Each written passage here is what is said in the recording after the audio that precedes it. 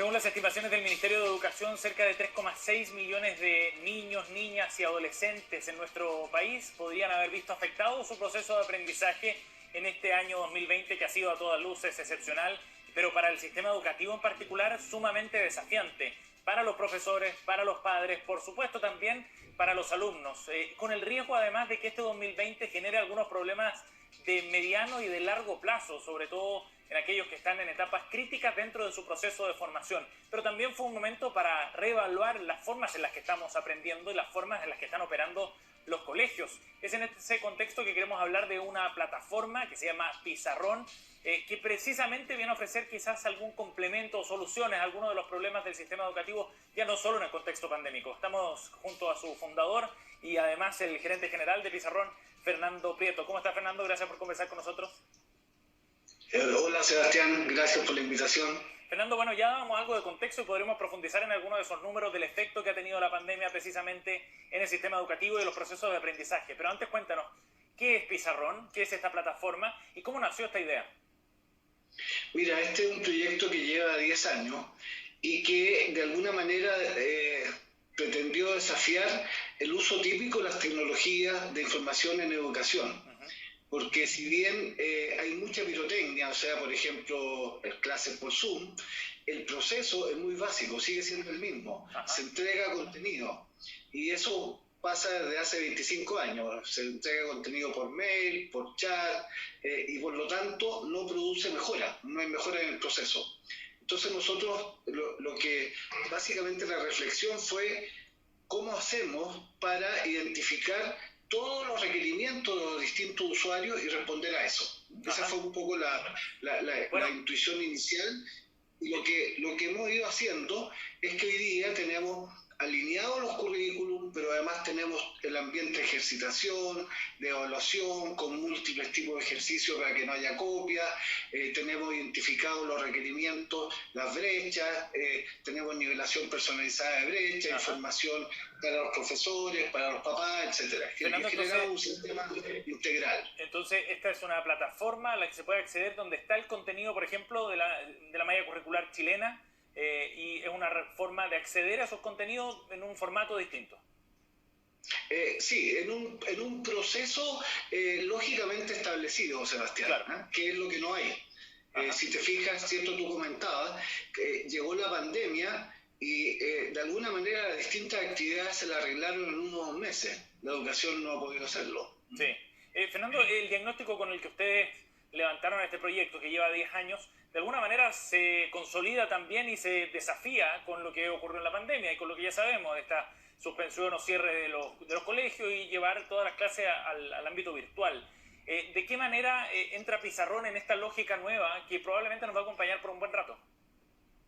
Mira, lo interesante es que nosotros no tuvimos que hacer ninguna modificación para responder a los requerimientos de la pandemia. Claro. El sistema estaba hecho, personalizado, en el celular, por lo tanto no había tanta limitación de conectividad, con administración en tiempo real, ya sea presencial o remota, y de hecho los liceos de Providencia, que es uno de los casos emblemáticos que tenemos, hubo niñas, y fue noticia eso, por ahí por julio ya empezaron a terminar su año escolar.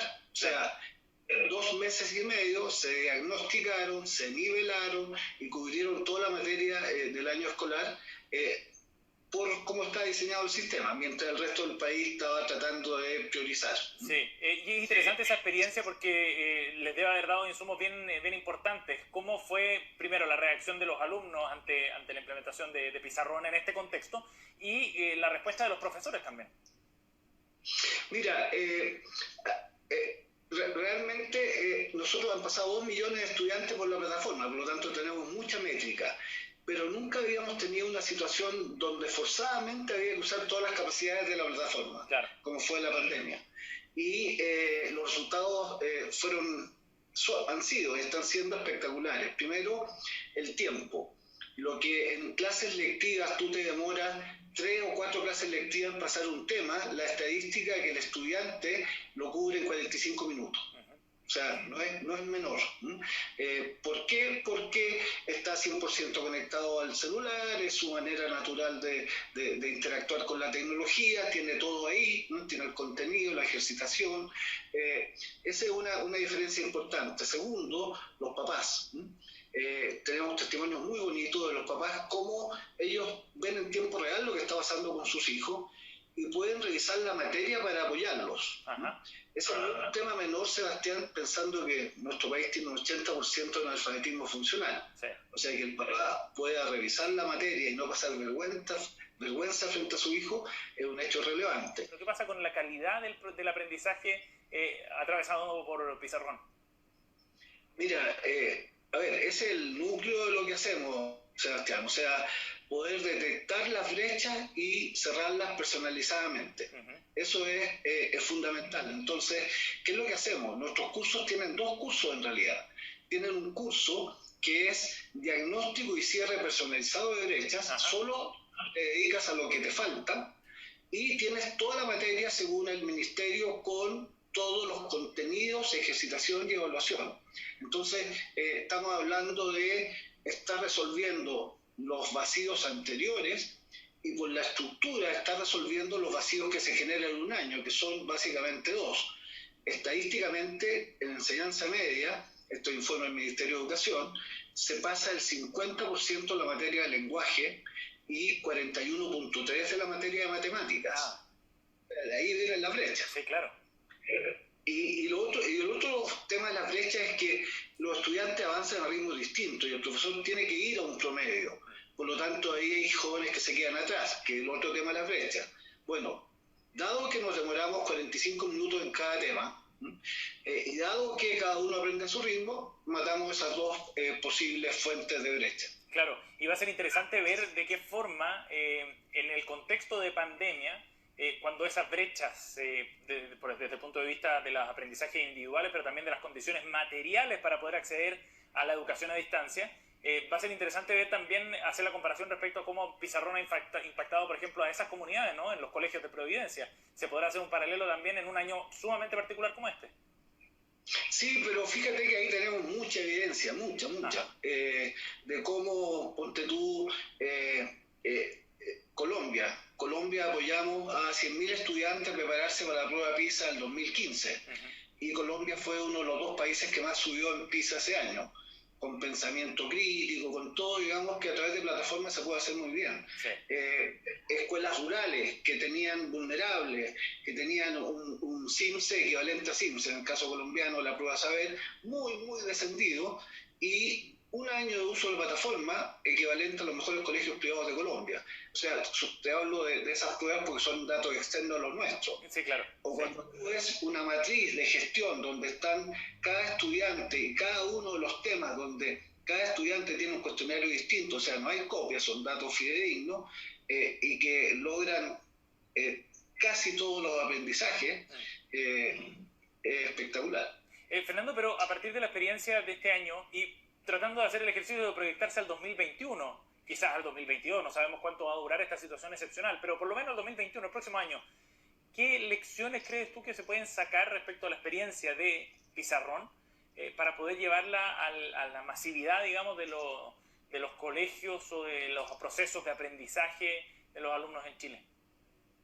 Mira, a ver, con el Ministerio hemos tenido varias interacciones y no hemos podido converger, o sea, el Ministerio, nosotros hablamos, yo personalmente hablé con el ministro a mediados de marzo, cuando se iba a producir todo esto, apoyamos, armamos un proyecto en 3 días, pero finalmente los especialistas del Ministerio pensaron que esto iba a durar 5 semanas, que todos pensábamos algo parecido en esa época, y prefirieron usar sus propios contenidos, pero los contenidos, no el tema del proceso. Claro. Y de alguna manera yo creo que el Ministerio quedó casado con esa alternativa. Yo espero que ahora, porque el próximo año está claro que no, si bien a todos nos gustaría que se cumpliera que el 3 de marzo volviéramos a clase, va a estar complicado según se está viendo. Esto es una solución, una alternativa. De hecho, fíjate que estamos, no puedo decir con quién, ¿cierto? Pero todavía, pero tenemos 3 proyectos que estamos instalando, 3 escuelas en línea, de séptimo básico hacia arriba, donde vamos a preparar como no hay en Chile legislación para escuelas en línea, vamos a prepararlos para exámenes libres, pero con la evidencia que ya tenemos del tiempo, de saber en tiempo real cómo está cada estudiante, etcétera.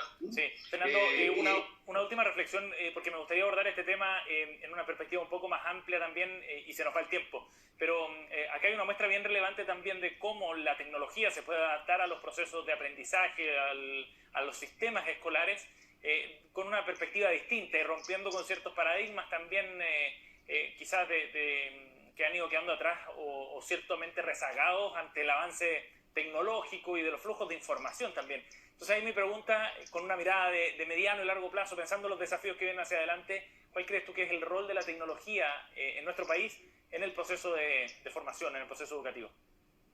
Mira, yo creo que el rol de la tecnología es asegurar los conocimientos básicos.